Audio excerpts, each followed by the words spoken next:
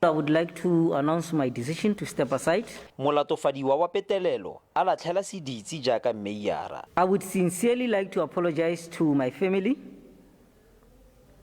my community, my organization, which is the ANC, for the pain that these false allegations have inflicted. Pilane o ne a kokomala setilo seno ngwagola. Mme dikgwedi di le robedi morago ga foo a o kangwa ke leru le lentšho la ditatofatso tsa petelelo. ANC ya amogela go latlhela seditsi ga gagwe.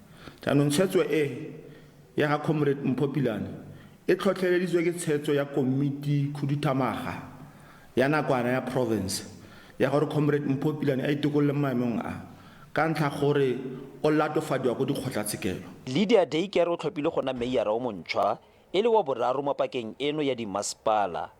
Mme Makgotlakganyetso ona a batla tokafatso ya thebolelo ya ditirelo. We are not surprised ga re Pilane a lebogile a tsentse lekwalo go sa tlholo e nna Meyara wa Lekwa Teemane. The resignation was expected because the current mayor was under pressure.